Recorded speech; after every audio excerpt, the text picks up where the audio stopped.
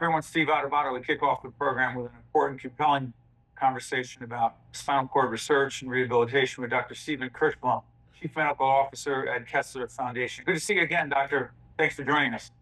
Thank you so much for inviting me.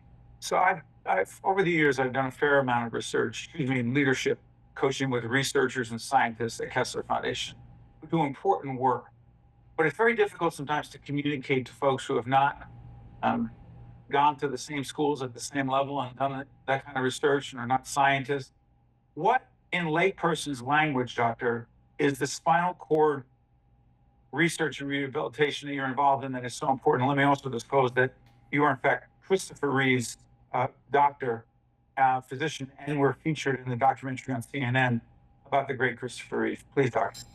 It certainly was an honor and a privilege to be the physician taking care of Christopher Reeve amongst the entire team that helped him and certainly relationship with him and what I've learned from him. The Center for Spinal Stimulation at the Kessler Foundation is really dedicated to finding ways to enhance function after spinal cord injury. This function could be movement. It could include other things, such as blood pressure control, such as bladder control. And let me explain a little bit about what happens after spinal cord injury to really understand what spinal stimulation does. Under normal circumstances, the brain sends messages through the spinal cord. These messages are disrupted by the injury. The communication is interrupted and it isn't going as well as it should. But it's also important to recognize that there's information coming from the environment that comes back up to the spinal cord that may go to the brain. Even more important is that the spinal cord is not just a passive relay system of wires going back and forth. Spinal stimulation sensitizes, makes the spinal cord more receptive to work the way that it normally would. Okay, but this breakthrough surgery that you and your colleagues have developed, explain what that does to impact the process you just described, doctor. Okay, so there are a couple of different ways to stimulate the spinal cord. We can stimulate the spinal cord by using transcutaneous across skin type of stimulation compared to a surgical approach called epidural spinal stimulation, where we place the electrodes during a surgical procedure directly onto the spinal cord. Now, naturally, there are pros and cons of each. What we did that was really special was we're the first in the Northeast to do this, where we implanted the spinal cord stimulator into the person with spinal cord injury to then be able to work with that individual in enhancing multiple different functions for them. What kind of impact could that have on the quality of that person's life who's dealing with a spinal cord injury? And I know it depends, it's case by case, patient by patient. Sure, but after a spinal cord injury, there's so much that changes for a person. We oftentimes think about walking, and certainly walking is important, but it's certainly everyday daily activities that are impacted. I mentioned before just the ability to control urine or bowel or spasticity or just control blood pressure and where the person just sort of never feels fully awake. By stimulating the spinal cord at the right site with the right stimulation frequency and other aspects with the right physical rehabilitation training, we can allow the spinal cord to start to work like it normally would. It's sort of like a functional reorganization of the spinal cord so that it can regain certain functional activities.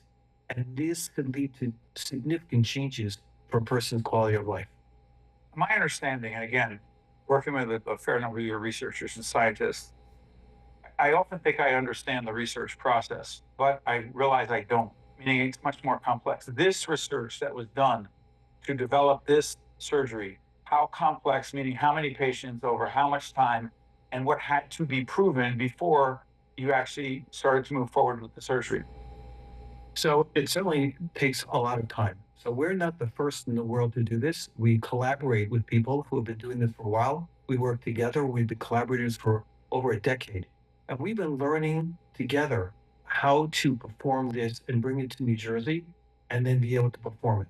So there have been in the group that we're working with, over 50 patients that have now been implanted, and each one has regained certain different functional activities. And from each participant, we learn much more. And this is how we continue to advance the science and the opportunities for the Is people that a with that. clinical, sorry for interrupting, Doc. Is that a clinical trial? So we are doing a clinical trial. It's an NIH-sponsored clinical trial. National Institutes of Health, been in the news a little bit lately. Go ahead, doctor. Yes, no doubt. And that the primary investigator of that is Claudia Angeli. She's the assistant director of our program. Gail Forrest is the director of the program. And this is specifically for a person who is injured less than 1 year, which is really very novel, to implant them and then be able to help them regain certain activities, including bladder function, blood pressure, standing, etc. So last question. People say, "Oh, the NIH. I hear about them all the time in the news." Um, they're major cutbacks, and I have no interest in discussing politics because that's not what we do here. But what we do want to understand is, for the average person watching right now, that average person is pretty above average in terms of concern and interest in public policy that impacts people's lives and research, like the type you're talking about. NIH's role in this process, a minute or less, what is it, and why does it matter? Well, it matters because you need funding in order to move science. Science discovery takes a lot of time, effort, knowledge, and financial backing. We've been very lucky that Tim and Carolyn Reynolds are the sponsors of our Center for Spinal Stimulation. They really helped us get off the ground and learn. But this study, for example, is funded by the NIH, which allows us to be able to pay for all the expenses. Our neurosurgeon, Dr. Robert Heary, who's a leader in the field, is working with us. Overlook Hospital.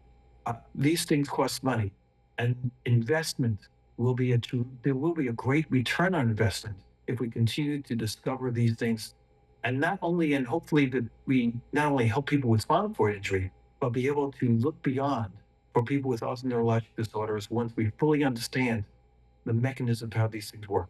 30 seconds before I let you go.